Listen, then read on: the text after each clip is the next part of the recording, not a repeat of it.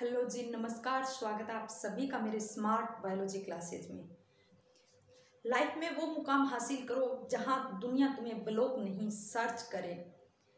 तो मुकाम हासिल करने के लिए आप लोगों को दिन रात मेहनत करनी पड़ेगी, और यदि दिन रात मेहनत करोगे तो खुद का फायदा होगा और दुनिया आप लोगों को इज्जत देगी और आपको अलग ही नजरिए से देखेगी। ठीक है, तो आप लोगों को दिन रात मेहनत करनी है और अपनी मंजिल जो आपने बना रखी है हमेशा उसी को ध्यान में रखते हुए अपनी पढ़ाई रेगुलर रखिए। तो चलिए, आज हम एक साइकोलॉजी का एक टॉपिक है बुद्धि, इंटेलिजेंस। ठीक है, उस पर हम चर्चा करेंगे, उसके बारे में हम पढ़ेंगे। ठीक है, तो चलिए, बुद्धि यानी इसको क्या कहा जाता है? इंटेलिजेंस। इंटेलिजेंस, ठीक है, इंग्लिश में कहा जाता है इंटेलिजेंस। देखो, बुद्धि की परिभाषा, बुद्धि की विशेषता पढ़ने से पहले मैं आप लोगों को इनका इतिहास बताऊंगी, जहां से क्वेश्चन एक दो क्वेश्चन बन ही जाता है। ठीक है, तो देखिए, इसके इतिहास के बारे में यदि आपको किस तरह से पढ़ना है तो आपको सबसे पहले सन देखना है। क्या करना है? सबसे पहले आपको सन याद रखना है। कैसे? 1885, 1890, 1905, 1908, 1912, 1916। ठीक है, इसी तरह से क्रम से याद रखना है। ठीक है, 1985, 590 और 1905 और 1908, 1912, 1916। ऐसे याद नहीं रहे तो 1905 और 8 साथ में याद कर लो, 12 और 16 याद साथ में याद कर लो, और 1885 और 1890 दोनों साथ में याद कर सकते। ठीक है, कुल मिलाकर आपको क्या है, इस तरह से सन याद रखना है। तो इस सन में बुद्धि पर क्या क्या खोज की गई उसके बारे में हम चर्चा करेंगे। तो देखिए, 1885 के अंदर एक फ्रांसीसी गाल्टन नामक एक मनोवैज्ञानिक था। कौन था? गाल्टन। गाल्टन ने क्या किया? बुद्धि शब्द का सर्वप्रथम प्रयोग किया। पूछा जाता है कि बुद्धि शब्द का सर्वप्रथम प्रयोग कब किया गया तथा किसने किया। ठीक है, तो बुद्धि शब्द का सर्वप्रथम प्रयोग किसके द्वारा किया गया? गाल्टन के द्वारा किया गया। और कब? 1885 के अंदर किया गया। ठीक है, 1890 में एक मनोवैज्ञानिक था, कैटल। ठीक है, कैटल ने क्या किया? कैटल ने एक विश्वविद्यालय पेंसिल्वेनिया विश्वविद्यालय का नाम भी याद रखना, पूछा जाता है कि कैटल ने पेंसिल्वेनिया विश्वविद्यालय में मानसिक परीक्षण एवं मापन किया। क्या? मानसिक परीक्षण एवं मापन। ये किसके द्वारा दिया गया? कैटल के द्वारा। किसके अंदर? पेंसिल्वेनिया एवं विश्वविद्यालय, यानी मानसिक मन का परीक्षण तथा मापन किसने किया? तो कैटल ने सर्वप्रथम। और कहा? पेंसिल्वेनिया विश्वविद्यालय के अंदर। ठीक है, फिर देखिए 1905 के अंदर अल्फ्रेड बिने, वेरी वेरी इंपॉर्टेंट है, मोस्ट इंपॉर्टेंट है। अल्फ्रेड बिने ने इसने क्या किया? एक परीक्षण किया। कौन सा? बुद्धि परीक्षण। देखो, बुद्धि पर सर्वप्रथम परीक्षण यदि किसी ने किया तो किसने किया? अल्फ्रेड बिने ने किया।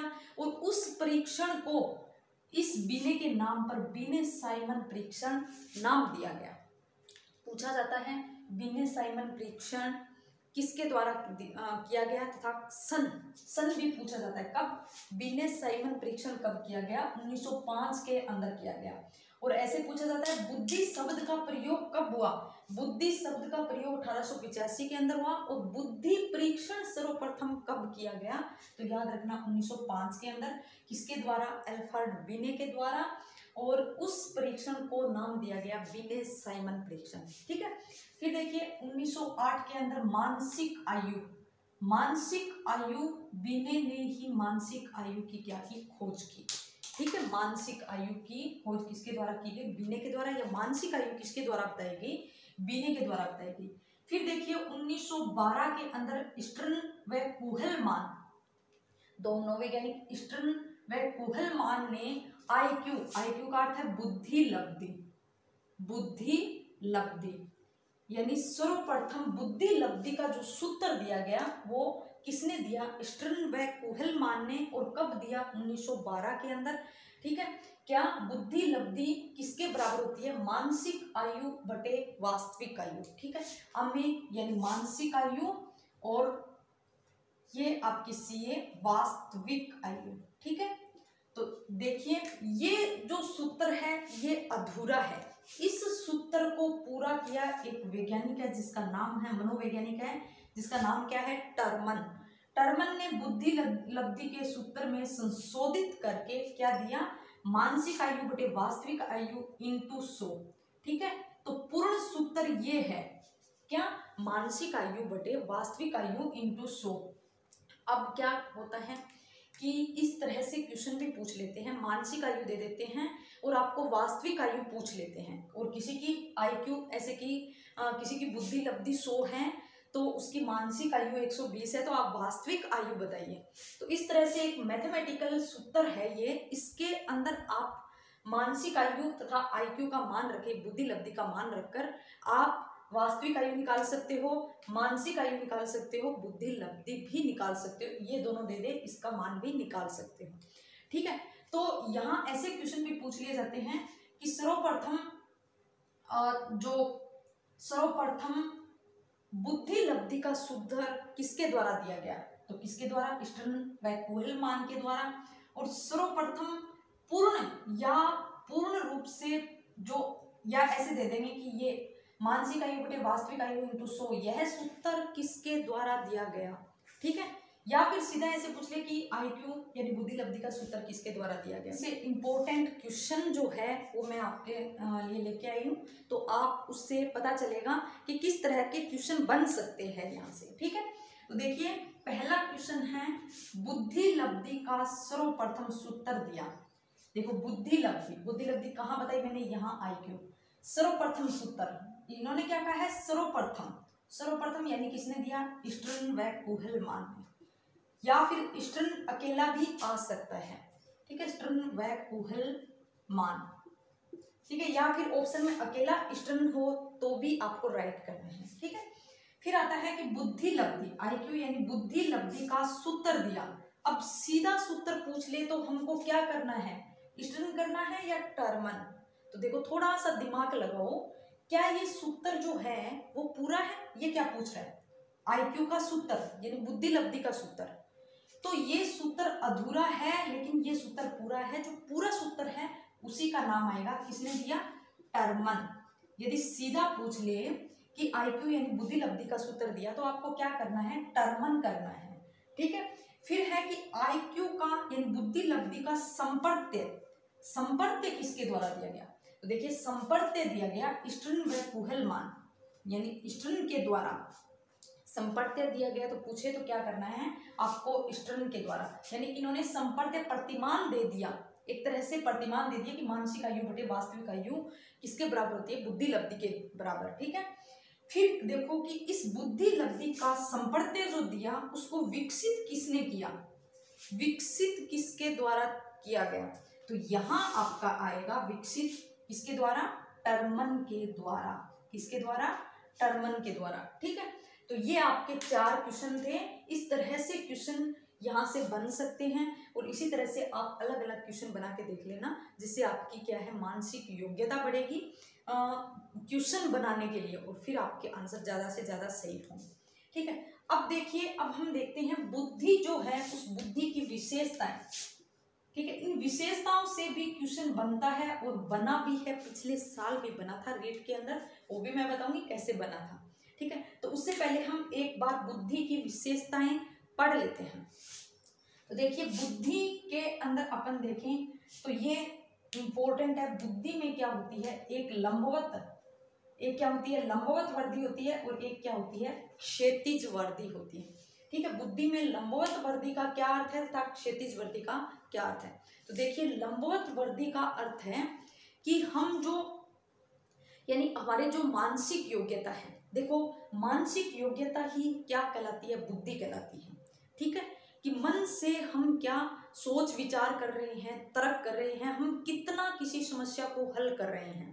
ठीक है, वो चीज क्या कहलाती है, बुद्धि कहलाती है। आईक्यू लेवल बोला जाता है, आईक्यू लेवल यानी बुद्धि लब्धि। कैसे कि ये जो व्यक्ति है इनका आईक्यू लेवल इतना ही है जिससे ये इतनी गहराई तक ही ये क्या कर सकता है, इन क्वेश्चनों को हल कर सकता है। अपन ये बोलते हैं ना, और एक बोला जाता है कि नहीं, इसको कितनी भी मुश्किल से मुश्किल आप, कठिन से कठिन आप इनको समस्या दे दीजिए, ये चुटकियों में हल कर देगा। तो क्या होगा, वो उनका आईक्यू लेवल क्या होगा, ज़्यादा।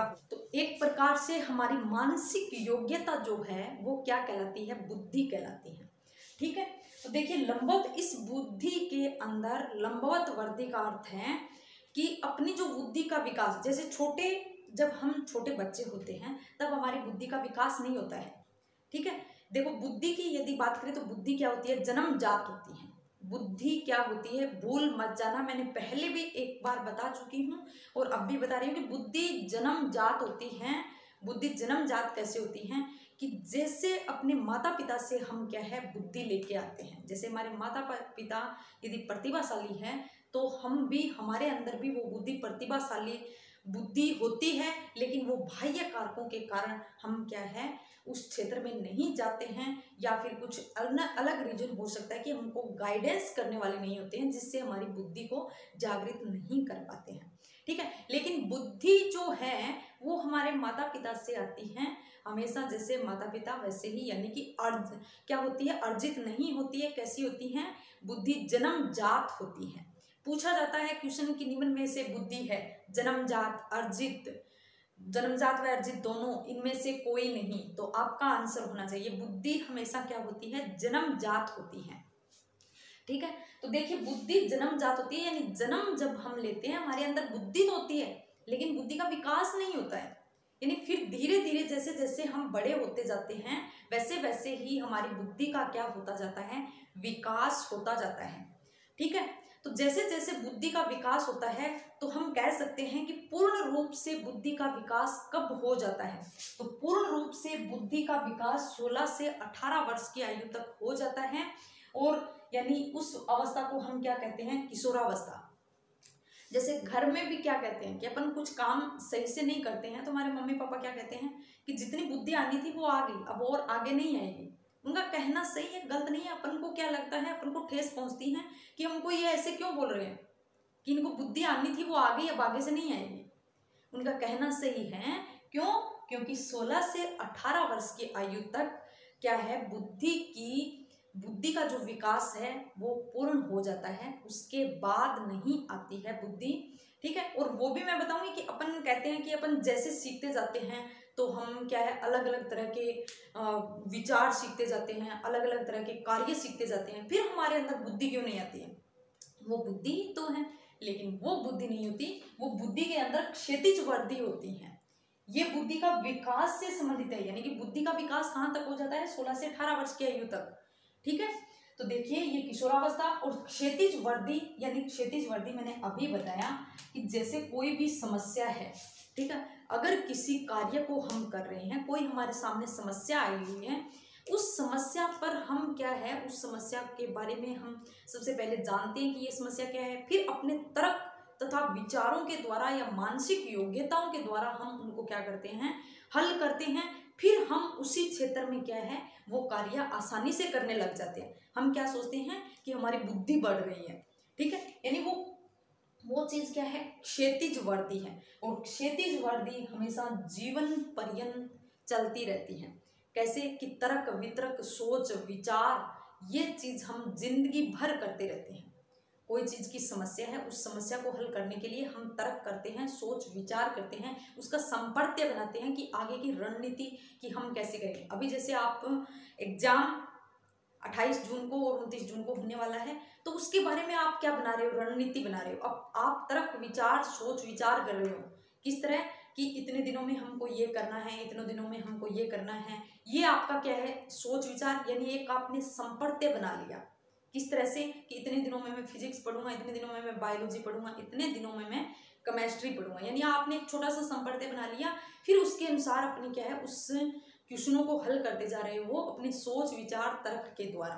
वो आपका क्या कहलाता है, क्षैतिज वृद्धि। एक बुद्धि के अंदर क्षैतिज वर्दी कहलाती है। और ये क्षैतिज वर्दी जीवन पर्यंत चलती रहती है। कैसे कि जैसे आप जब तक तो आप जॉब नहीं लगे हो तब तक जॉब के लिए तर्क विचार करते रहते हो, और जब आप एक जॉब प्राप्त कर लोगे उसके बाद भी आपकी तर्क सोच विचार चलता रहेगा। वो कैसे कि जैसे आपको उस क्षेत्र में कार्य करना है तो उसके बारे में सोचना विचारना, ठीक है। जैसे आप बूढ़े हो जाओगे, जैसे जैसे एज बढ़ती जाएगी वैसे वैसे ही आपकी सोच विचार साथ साथ में चलती रहेगी। ये कभी भी खत्म नहीं होगी। ये खत्म तभी होगी जब आप ऊपर चले जाओगे, ठीक है। तो चलिए फिर ये है, उसके बाद आती है जन्मजात शक्ति। ये मैंने बता दिया कि बुद्धि क्या है, एक जन्मजात शक्ति है, यानी हम अपने मम्मी पापा से बुद्धि लेके आते हैं। कि यदि यह जन्मजात नहीं होती तो देखो क्या किसी के अंदर जैसे बुद्धि अर्जित करना होता, यदि किसी को ऐसा माहौल नहीं दिया होता यानी कि वो अर्जित कर सके, तो क्या वो बिना बुद्धि का रहता।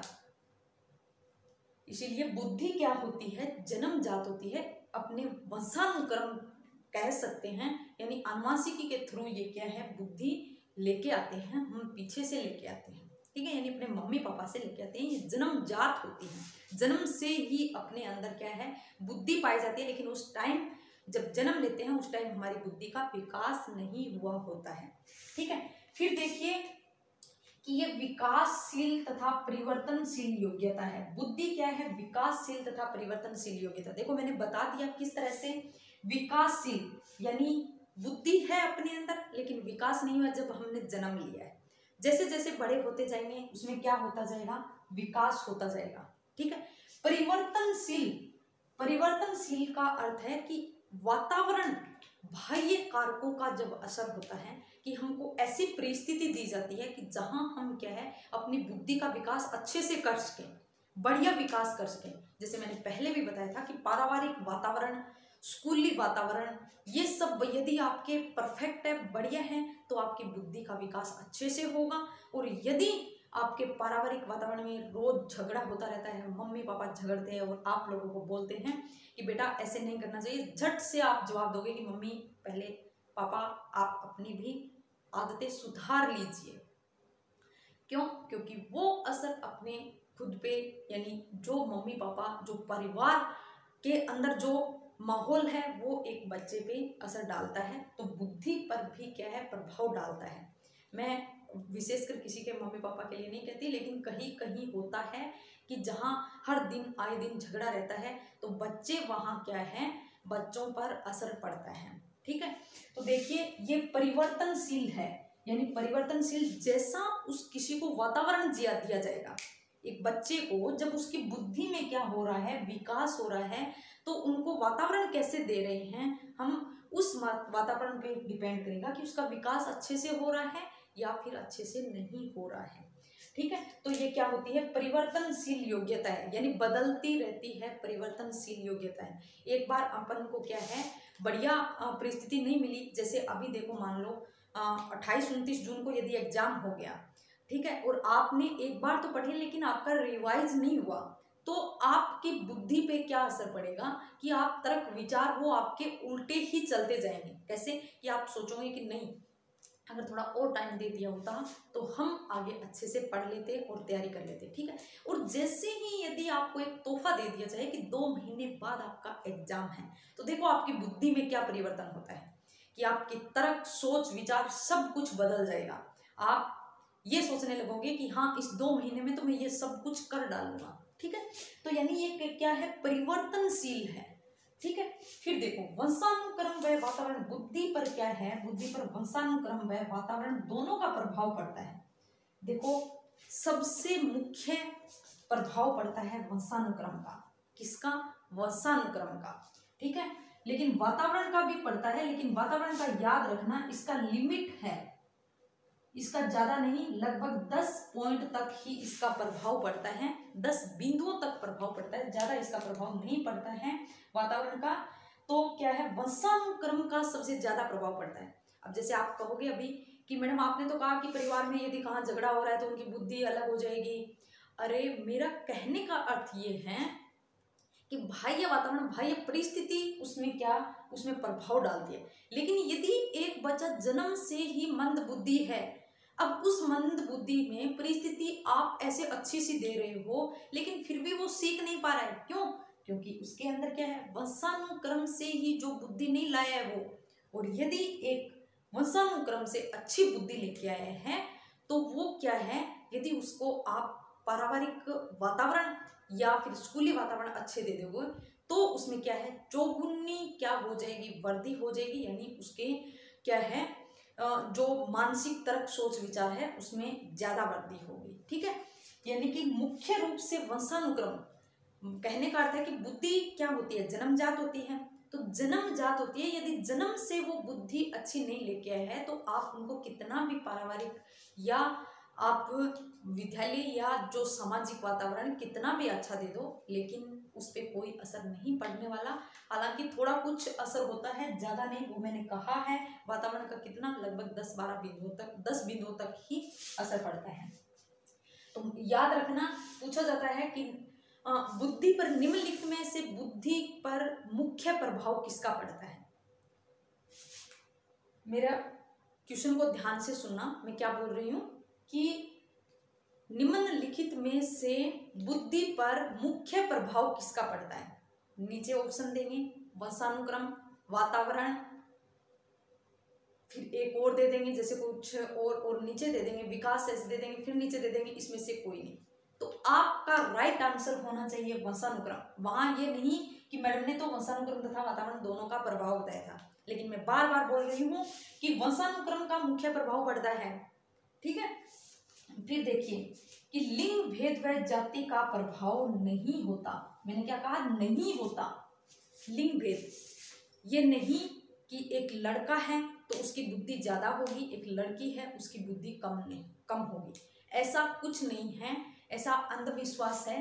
पहले जो पुराने जमाने के लोग थे वो बोलते थे कि जो लड़की है उसकी बुद्धि कम होगी और लड़का है तो उसकी ऑटोमेटिक बुद्धि ज्यादा होगी, लेकिन ऐसा नहीं है। आप याद रखना कि लिंग भेद का प्रभाव नहीं पड़ता है। लड़की है तो भी बुद्धि वैसी होगी यदि उनके मम्मी पापा के या वंशानुक्रम का प्रभाव पड़ता है, यानी पीछे से उनकी कैसी बुद्धि है। ठीक है, और जाति, यानी ये नहीं कि एक जो हरिजन जाति है तो उसकी बुद्धि कम होगी और एक जो आपका जनरल जाति है, ठीक है, जो ब्राह्मण है उनकी बुद्धि ज्यादा होगी, ऐसा कुछ नहीं है। समान होती है बुद्धि, चाहे जाति हो चाहे लिंग हो, लिंग भेद हो, किसी पर भी कुछ प्रभाव नहीं डालती है। ठीक है, अब देखो अनेक इकाइयों का समूह है। बुद्धि क्या है, एक इकाई का समूह नहीं, एक इकाई नहीं है बुद्धि। मैं क्या बोल रही हूँ, ध्यान दो, बुद्धि एक इकाई नहीं है, बुद्धि अनेक इकाइयों का समूह है। मैं बार बार बोलती हूँ आप लोगों को कि मेरे शब्दों पे ध्यान दो। क्यों? क्योंकि लिखा हुआ यहाँ कम होता है लेकिन मेरे वर्ड बोलने के ज्यादा होते हैं। क्यों? क्योंकि अपने पास लिमिट बोर्ड है, इसलिए क्या है, थोड़ी मुश्किलें भी है, आवश्यकता की पूर्ति नहीं है, आवश्यकता कम है, आवश्यकता के साधन कम है, इसलिए कम लिख पाते हैं। तो मैं बोलने की ज्यादा कोशिश करती हूँ कि मैं हर चीज आपको बोल बोल कर बता दूं। ठीक है, तो देखिए अनेक इकाइयों का समूह है, यानी ऐसे आएगा कि बुद्धि एक इकाई नहीं अनेक इकाइयों का समूह है। कैसे अनेक इकाई, जैसे अपने क्या है बुद्धि, अपन बुद्धि यूज में लेते हैं किस तरह से, सोच विचार तर्क वितर्क, ठीक है ना, मानसिक योग्यता, ये सब चीज क्या है, ये कई सारी इकाइयां मिलकर ही क्या है, एक बुद्धि बनाती है। ठीक है, इसलिए बुद्धि जो है अनेक इकाइयों का समूह है, न कि एक इकाई का। देखो तर्क वितर्क, तर्क वितर्क करना, चिंतन करना, कल्पना शक्ति करने की योग्यता क्या कहलाती है, बुद्धि कहलाती है। यानी अपन कुछ सोच विचार करते हैं, तर्क वितर्क करते हैं, वो क्या है, बुद्धि है। चिंतन करना, किसी के बारे में चिंतन करना, जैसे चिंतन करते हो आप कि किस तरह का पेपर आएगा, हम उसको किस तरह से हल करेंगे, क्या करते हो अपन, चिंतन मनन करते हो, वो क्या है, वो आपकी बुद्धि है। ठीक है, कल्पना करने की योग्यता, कल्पना करते हो कि मैं इस तरह उस दिन जैसे सुबह उठूंगा, उस दिन मैं बुक बिल्कुल भी नहीं पढ़ूंगा परीक्षा के दिन, ठीक है, उस दिन मेरा माइंड एकदम फ्रेश रखूंगा, ठीक है, अपने आत्म चेतना है उसको जगाए रखूंगा। ठीक, ये आप क्या कर रहे हो, कल्पना कर रहे हो आगे की मैं इस तरह से करूंगा, वो आप किसके द्वारा कर रहे हो, एक बुद्धि के द्वारा कर रहे हो। ठीक है, फिर देखिए समायोजन स्थापित कर लेना ही क्या कहलाता है, बुद्धि कहलाता है। ठीक है, अब जैसे ही चलो अभी करंट की बात ले लेते हैं। जैसे अभी आजकल चर्चा में चल रहा है कि इस लैब असिस्टेंट की वैकेंसी को परीक्षा को आगे करवाओ, ठीक है। उसमें क्या होता है कि बच्चे भड़क रहे हैं, बहुत ज़्यादा भड़क रहे हैं कि अब यदि पेपर अब हो गया तो हम कुछ नहीं कर पाएंगे, क्या करेंगे, जल्दी से इसको आगे कराओ। आवश्यकता है आगे करवाने की, सब जानते हैं, जरूरी भी है आगे करवाने की, क्यों, आपको टाइम ज़्यादा नहीं दिया गया है। लेकिन यदि ये आगे नहीं हो पाता है तो बच्चे क्या करते हैं, माथा पकड़ के बैठ जाते हैं कि नहीं, अब तो मेरे से नहीं पढ़ा जाएगा, अब मैं क्या करूँगा, अब तो मेरे से कुछ नहीं होगा, जैसा पेपर होगा वैसा हो जाएगा। मतलब मंजिल को भुला दी, अपनी मंजिल को भुला दी, ठीक है। उन्होंने क्या किया, क्या उन्होंने समायोजन स्थापित कर लिया, नहीं।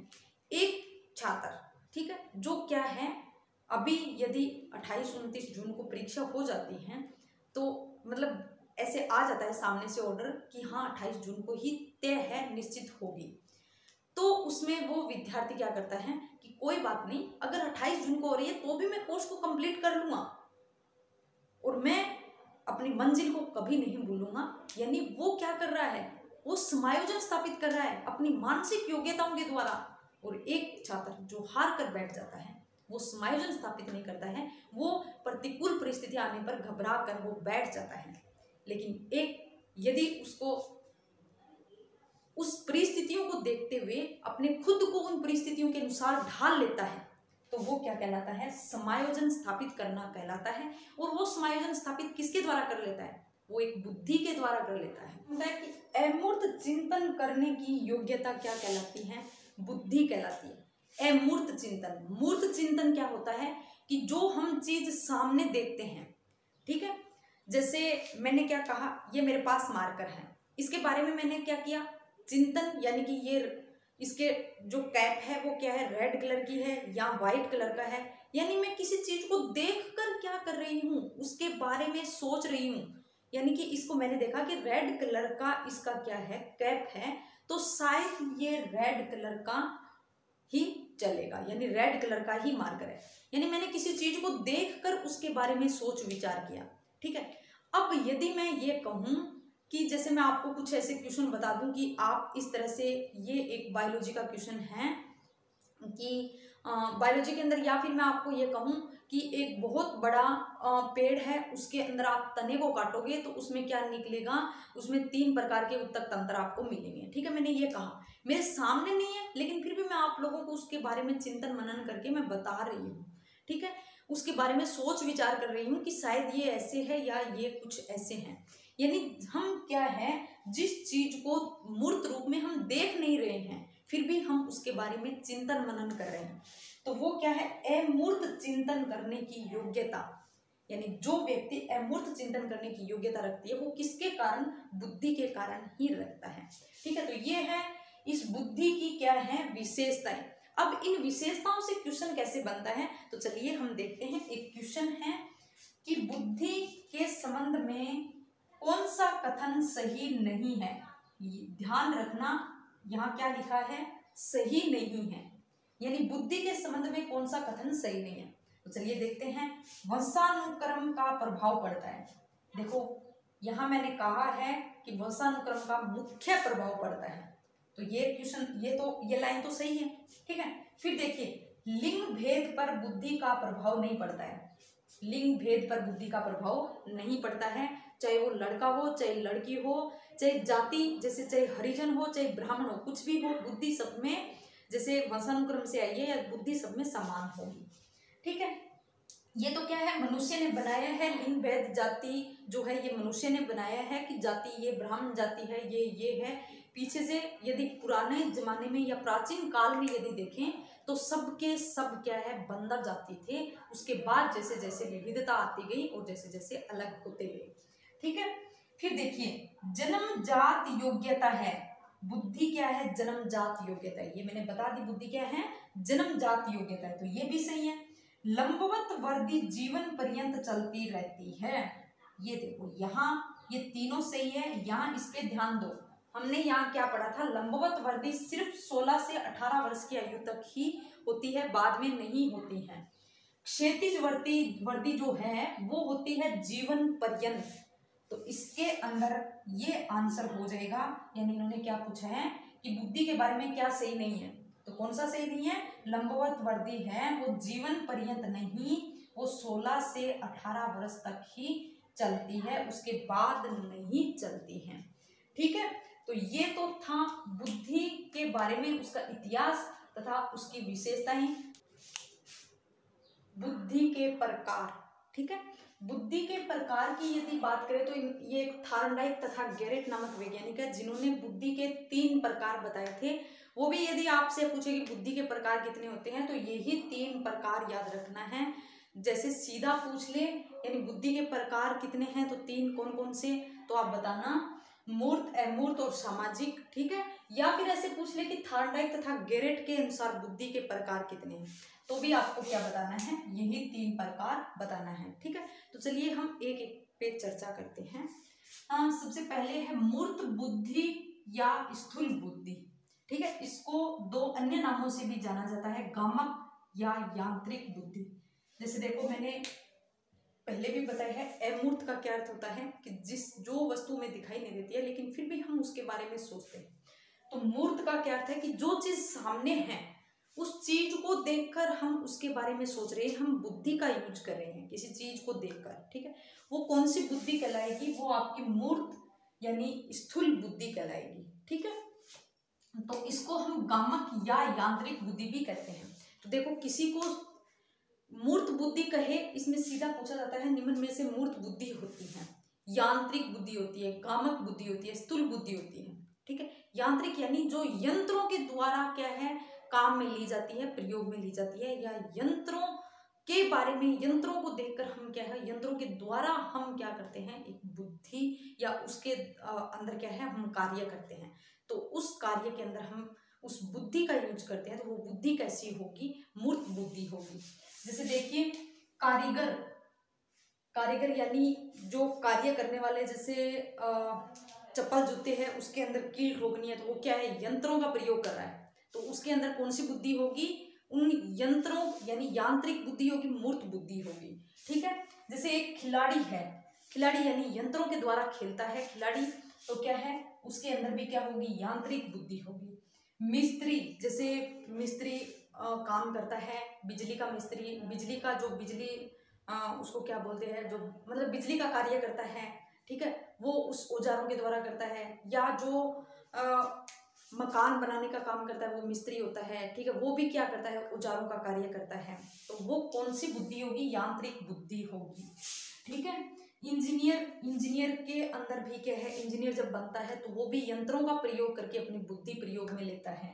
ठीक है, शारीरिक कार्यों में दक्ष, शारीरिक कार्यों में जो दक्ष होता है वो भी क्या है, एक स्थूल यानी मूर्त बुद्धि का प्रयोग करता है। इनसे क्वेश्चन कैसे बनेंगे, इनसे क्वेश्चन ऐसे बनेंगे, निम्न में से मूर्त बुद्धि का एग्जाम्पल है। ठीक है, निम्न में से मूर्त यानी या यांत्रिक बुद्धि या स्थूल बुद्धि का एग्जाम्पल है, ठीक है, या उदाहरण है। ठीक है, या एक निम्न में से मूर्त बुद्धि कौन रखता है, बाकी इसमें से एग्जाम्पल दे देंगे और एक यहां से दे देंगे। ठीक है, या फिर पूछने का तरीका कैसे भी हो सकता है, ऐसे भी पूछ लेते हैं कि मूर्त या स्थूल बुद्धि वाला व्यक्ति निम्न में से नहीं है। ठीक है, तो जो है अब यदि आपको यहाँ याद है तो फिर आपका आसानी से ये क्वेश्चन हो जाएगा।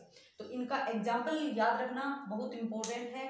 फिर आप देखना अमूर्त बुद्धि या सूक्ष्म बुद्धि, ठीक है, उनके अंदर आता है डॉक्टर, जो अपनी तर्क वितर्क के द्वारा क्या करता है, सोच विचार करता है। ठीक है, तो क्या है वो, क्या है अमूर्त बुद्धि या सूक्ष्म बुद्धि।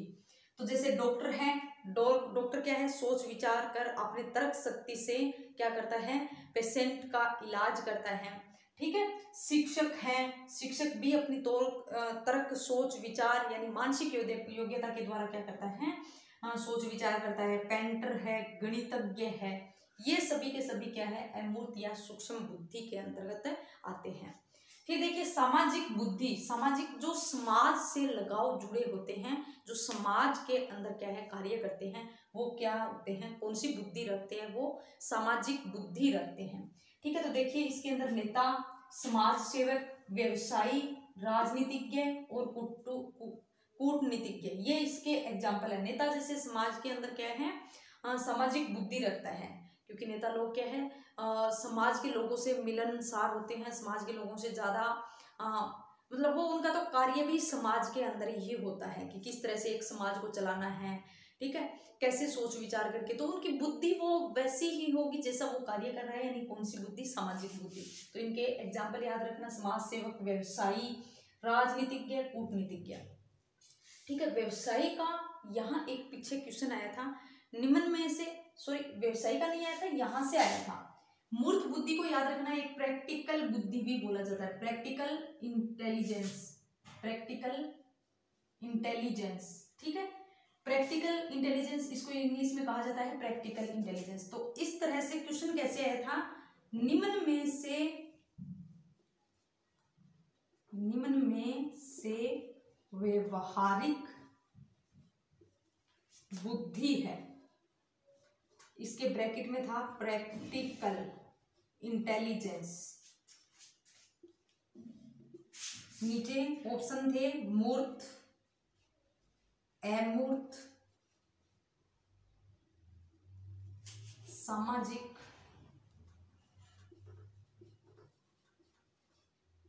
इसमें से कोई नहीं, ए, ब, स और द। तो देखो जिन्होंने यहां देखा इंग्लिश वर्ड तो उसका क्वेश्चन सही हो गया, लेकिन जिन्होंने यहां से देखा तो वो ये अमूर्त सोचकर यही किया। लेकिन यहाँ इंग्लिश के अंदर क्या दिया है, इसलिए मैं बोलती हूँ कि इंग्लिश के वर्ड भी आप पेपर के अंदर देखा करो क्या दे रखा है, ठीक है।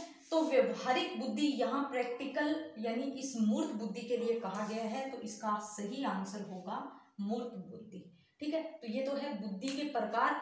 और एक मैं बता देती हूँ, बुद्धि की परिभाषा जो है वो आपको जैसे टर्मन की है, ठीक है ना, एक दो तीन और है, ठीक है ना, वो मैं आपको वहाँ 4-5 ही परिभाषा इंपॉर्टेंट है, वो मैं आपको टेलीग्राम पर डाल दूंगी, तो आप वहाँ देख लीजिए, क्योंकि अभी टाइम कम है अपने पास, इसलिए जो चीज़ मैं आपको ज़्यादा बता रही हूँ जो आपके लिए इम्पोर्टेंस रखती है, जो परीक्षा में आने लायक है, ठीक है। हो जाता है पेपर आगे घिसक जाता है तो और भी बढ़िया बात है, फिर तो अपन आराम से करेंगे, बढ़िया से हर चीज़ को समझते हुए करेंगे, फिर कोई भी चीज़ स्किप नहीं करेंगे। लेकिन अब क्या है, समय की पाबंदी देखते हुए मैं आपको वो चीज़ करवा रही हूँ जो आपके लिए ज़्यादा इम्पोर्टेंट है, ज़्यादा फायदेमंद है, ठीक है। तो आप परिभाषा को आप टेलीग्राम से देख लीजिए, मैं टेलीग्राम पर आज ही डाल दूंगी, ठीक है। अब हम देखते हैं बुद्धि के सिद्धांत, ठीक है। देखिए बुद्धि के सिद्धांत के अंदर क्या है, बुद्धि के बहुत सारे सिद्धांत हैं, लेकिन आपको क्या है इसमें ज़्यादा गहराई में जाकर नहीं पढ़ना है, सिर्फ आपके बुद्धि के अंदर इस तरह से पूछेंगे कि निम्न में से ये सिद्धांत किसने दिया, या जो जो इसके अंदर इम्पोर्टेंट है वो मैं बता दूंगी क्या क्या है, ठीक है। और एक इसके अंदर क्या है कि बुद्धि के सिद्धांतों को 2 प्रकार से दिया गया है, ठीक है। एक आपका कारकीय सिद्धांत दिया गया है, यानी कारक या घटक को रखा गया है, और वहीं आपका एक प्रक्रिया को महत्व दिया गया है, तो जहां प्रक्रिया प्रधान सिद्धांत दिया गया है, ठीक है।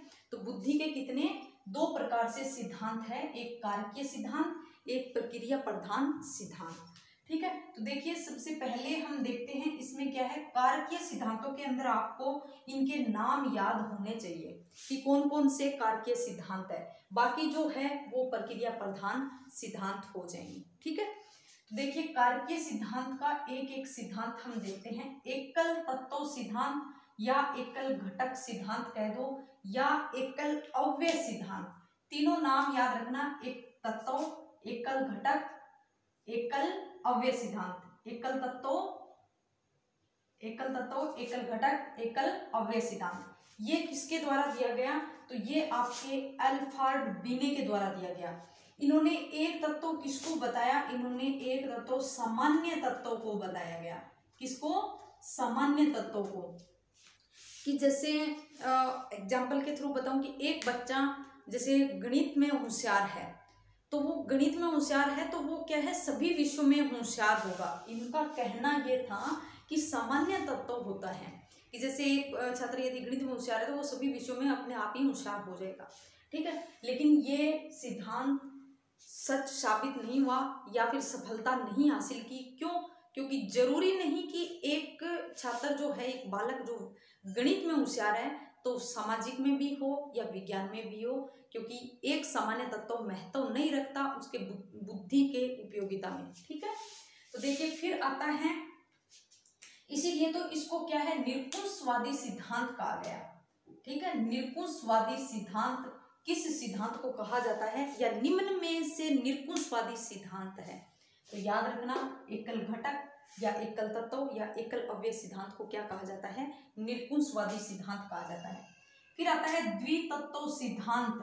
ठीक है, एक तत्व यानी सिर्फ एक तत्व देने वाला सामान्य तत्व, जी से जनरल एलिमेंट। ठीक है, तो जी किसके द्वारा, एक तत्व किसके द्वारा दिया गया, एक अल्फ्रेड बी ने। फिर आता है द्वितत्व सिद्धांत, ये दिया गया स्पीयरमैन के द्वारा। इन्होंने दो तत्व दिए, एक तत्व आपका सामान्य तत्व और दूसरा आपका है विशिष्ट तत्व। ठीक है, जैसे एक शिक्षक है, वो शिक्षक के साथ साथ अन्य जैसे नॉर्मल चिकित्सक की तरह भी कार्य करता है, या फिर वो एक अन्य कार्य कर रहा है, कुछ विशिष्ट कार्य कर रहा है, और सामान्य तत्व है उसको शिक्षा देना एक शिक्षक की। तो ये इस तरह से दो तत्व विशिष्ट तत्व रखता हो, वो क्या कहलाता है कि बुद्धि दो प्रकार के तत्व रखती है। उसमें से ज्यादा महत्व कौन रखता है, सामान्य तत्व रखता है। कौन, सामान्य तत्व रखता है। किस तरह से, इन्होंने इस तरह से एक मॉडल दिया कि इस तरह से ये है जी, यानी ये जी जनरल यानी सामान्य तत्व। ठीक है, और इसके साथ में ये क्या है, विशिष्ट स्पेशल, ये विशिष्ट तत्व। तो अब जितना ज्यादा विशिष्ट तत्वों को नजदीक लाएंगे जनरल तत्वों के, उतना ही ज्यादा क्या है, वो उस क्षेत्र में क्या है, प्रगति हासिल करेगा, या उस क्षेत्र में ज्यादा बुद्धि यूज में करेगा। ठीक है, इन्होंने इस तरह से ये डायग्राम बना के इन्होंने इस सिद्धांत को समझाया। हालांकि आपको ज्यादा इसमें गहराई में जाने की जरूरत नहीं है, आपको सिर्फ ये जो सामान्य इसका ज्ञान है वो मैं बता रही हूँ, और ज्यादा इसके याद रखो कि द्वितत्व सिद्धांत किसके द्वारा दिया गया तथा एक तत्व सिद्धांत किसके द्वारा दिया गया। ठीक है, फिर इन्होंने ये सिद्धांत देने के बाद इसमें एक तत्व और ऐड कर दिया, इसलिए इन्होंने त्रितत्व सिद्धांत दिया। किसने, स्पीयरमैन के द्वारा ही दिया गया। कौन सा तत्व ऐड किया, तो वो तीसरा तत्व ऐड किया था, समूह तत्व या सामूहिक तत्व, सामूहिक तत्व। ठीक है, इन्होंने क्या कहा कि ये विशिष्ट तत्व यानी विशिष्ट बुद्धि रखने के साथ साथ, जैसे एक विशिष्ट क्षेत्र में कार्य कर रहा है और एक सामान्य, जो जैसे मैंने एग्जांपल बताया कि एक शिक्षक है, वो क्या है, शिक्षा तो दे ही रहा है, साथ साथ में क्या है, वो अदर कार्य भी कर रहा है, अपनी बुद्धि को अदर उपयोग में भी ले रहा है। ठीक है, तो इन्होंने तीसरा जो त्रितत्व सिद्धांत दिया, उसमें इन्होंने क्या कहा कि वो साथ साथ में सभी चीजों का नॉलेज भी रखता है, यानी उसके साथ साथ में सभी तरह की क्या है, बुद्धि भी होती है। ठीक है, इसीलिए याद रखना कि द्वितत्व तथा त्रितत्व सिद्धांत किसके द्वारा दिया गया, तो स्पीयरमैन के द्वारा दिया गया। ठीक है, फिर आता है बहुतत्व सिद्धांत। बहुतत्व सिद्धांत किसके द्वारा दिया गया, थॉर्नडाइक के द्वारा दिया गया। यानी कि थॉर्नडाइक ने क्या कहा, थॉर्नडाइक ने कहा कि जो मानसिक प्रक्रियाएं हैं, कि एक व्यक्ति जो अपने बुद्धि का या समस्याओं को हल करता है, वो मानसिक प्रक्रियाओं का उपयोग करता है, और वो मानसिक प्रक्रियाएं तर्क वितर्क बहुत सारे तत्वों के संयोग से बनती है, यानी सोच विचार कल्पना चिंतन ये सब करेगा, यानी बहुत सारे तत्वों का उपयोग करेगा, तभी जाकर उनकी समस्या का हल होगा, तभी जाकर उनकी बुद्धि का विकास होगा या बुद्धि का उपयोग होगा। ठीक है, और एक इसका याद रखना, इसके सिद्धांत में पूछा जाता है कि बालू का, इसके सिद्धांत को बालू का सिद्धांत या फिर परमाणुवादी सिद्धांत।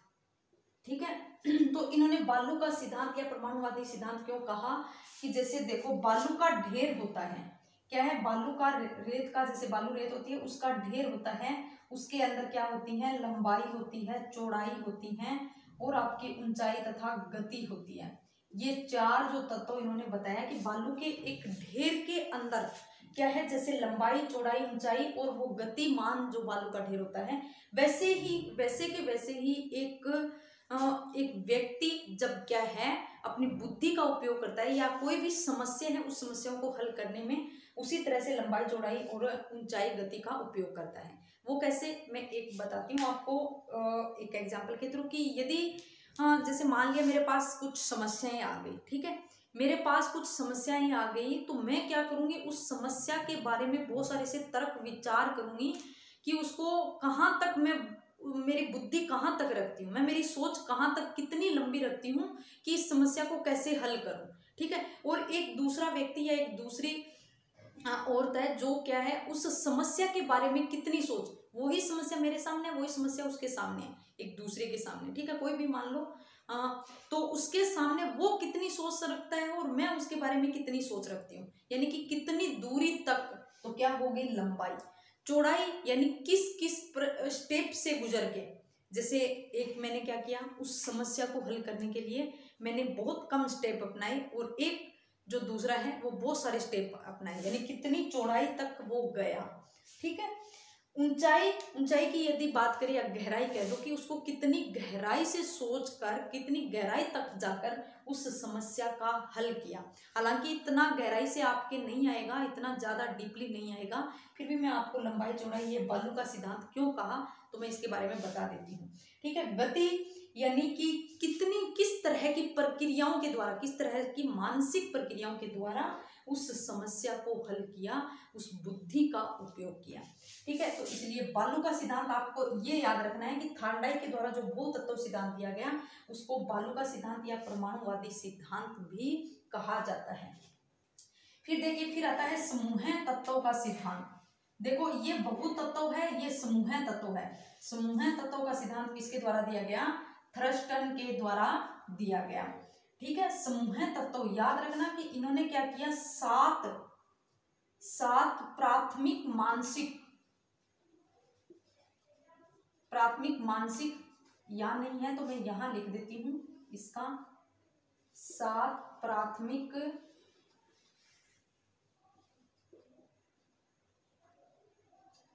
मानसिक योग्यता। इन्होंने क्या किया, 7 अपने सिद्धांत के अंदर 7 प्राथमिक मानसिक योग्यताओं का क्या किया, प्रयोग किया। या फिर आप कह दो कि इन्होंने क्या किया, 7 प्राथमिक मानसिक योग्यताएं बताई अपने सिद्धांत में। समूह तत्व सिद्धांत में पूछा जाता है कि समूह तत्व सिद्धांत में कितनी मानसिक योग्यताएं बताई गई, तो 7, ठीक है।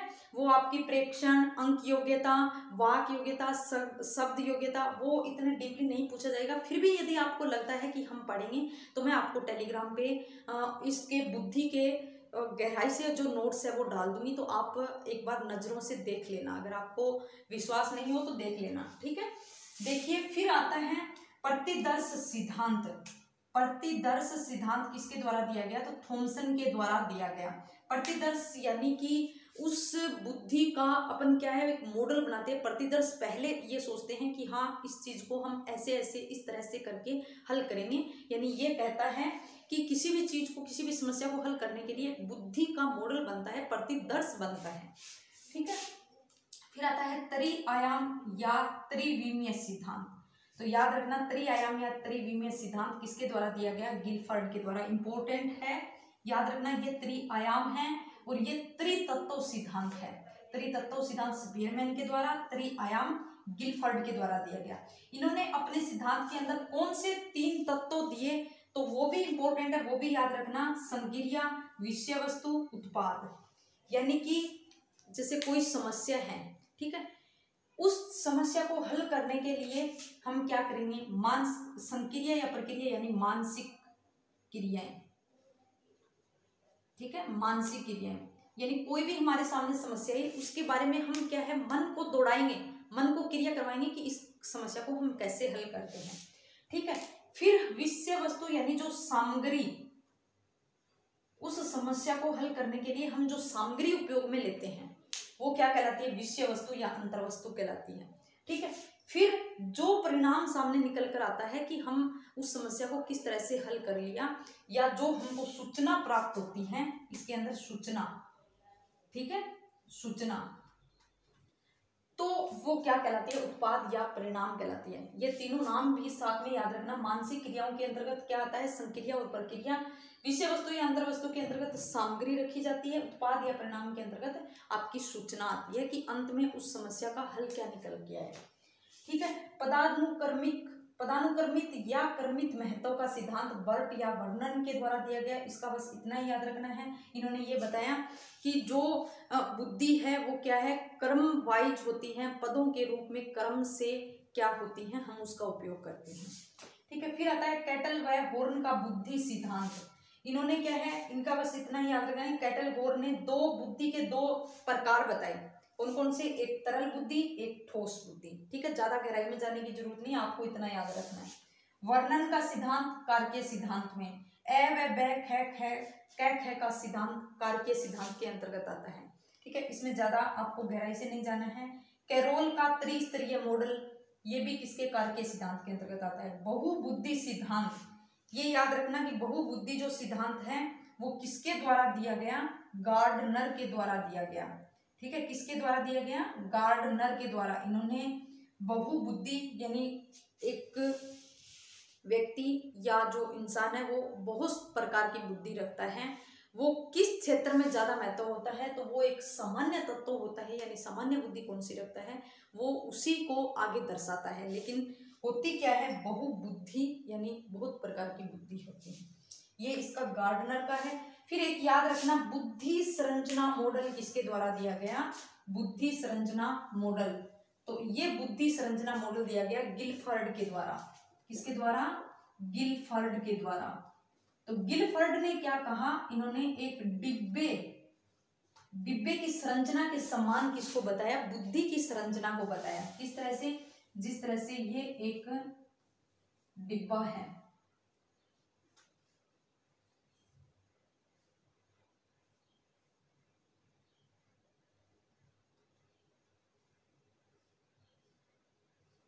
ठीक है। जैसे ये एक डिब्बा है, इस डिब्बे की हम क्या है, एक सतह ये देख सकते हैं, एक ये देख सकते हैं और ये देख सकते हैं। इसी तरह से इन्होंने डिब्बे के लंबाई चौड़ाई ऊंचाई की तरह से देखा, उसी तरह से इन्होंने बुद्धि की संरचना मॉडल दिया। और इस बुद्धि की संरचना मॉडल में इन्होंने कितने कोष बताए, तो याद रखना 120 कोष बताए। कितने, 120 कोष बताए। इसे ज्यादा गहराई में नहीं पूछेगा। और इस कोष को भी यदि खोल के पूछे कि किस तरह से किस लंबाई चौड़ाई में पूछा, तो 5 × 4 × 6। ठीक है, ये याद रख लेना। 120 कोष बताए। बुद्धि संरचना मॉडल किसके द्वारा दिया गया, तो गिलफर्ड के द्वारा दिया गया। ठीक है। फिर आता है प्रक्रिया प्रधान सिद्धांत। इसके अंदर सिर्फ आपको नाम याद रखने हैं। बुद्धि का पास मॉडल, सूचना प्रकरण या त्रितंत्र का सिद्धांत या ऑर्थरजेंस का सिद्धांत और संज्ञानात्मक विकास सिद्धांत और संरचनात्मक अधिगम सिद्धांत। ठीक है, इनके सिर्फ आपको नाम याद रखना है। ये आगे बड़े लेक्चर तथा आपके फर्स्ट ग्रेड के एग्जाम के लिए है, इतना ज्यादा नहीं। हालांकि आपको प्रक्रिया प्रधान सिद्धांत पूछेंगे भी नहीं, फिर भी यदि आपसे पूछ ले तो मैंने कहा कि आप थोड़ा ध्यान में रखना। ये क्यों बताया, क्योंकि आपको ये दो सिद्धांत आपने ये विकास वाले चैप्टर में पढ़ा और ये जब मैंने अधिगम पढ़ाया वहां मैंने पढ़ाया था। तो ये सिद्धांत किसके द्वारा दिया गया था, जेरोम ब्रूनर के द्वारा। ठीक है, ब्रूनर के द्वारा। और ये आपका जीन पियाजे के द्वारा, जीन पियाजे के द्वारा।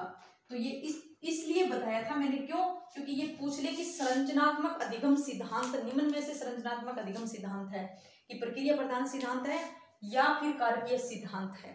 ठीक है, तो याद रखना संरचनात्मक अधिगम सिद्धांत या संज्ञानात्मक विकास सिद्धांत दोनों ही क्या है, प्रक्रिया प्रधान। प्रक्रिया प्रधान यानी कि क्रिया की प्रधानता रखते हैं, यहाँ कारक महत्व नहीं रखते। यहाँ तो क्या है, कारक महत्व रख रहे हैं कि इसमें एक कारक है, इसमें 2 कारक है, 3 कारक है, लेकिन यहाँ इसमें नहीं कि क्रिया को महत्व दिया जा रहा है। इसलिए प्रक्रिया प्रधान सिद्धांत, मानसिक योग्यताएं, मानसिक क्रियाएं क्या है, महत्व रख रही है। ठीक है, तो इस तरह से ये सिद्धांत है बुद्धि के। और आप देख लेना, इसके नोट्स PDF भी मैं आपको टेलीग्राम पे अवेलेबल करवा दूंगी, तो आप वहां जाकर आप दोहरान कर लीजिए और एक बार आप इनका स्क्रीनशॉट ले लीजिए। और ये बुद्धि हमारा टॉपिक यही कंप्लीट होता है। और आज के लिए इतना ही, बाकी हम कल नेक्स्ट लेक्चर के अंदर पढ़ेंगे।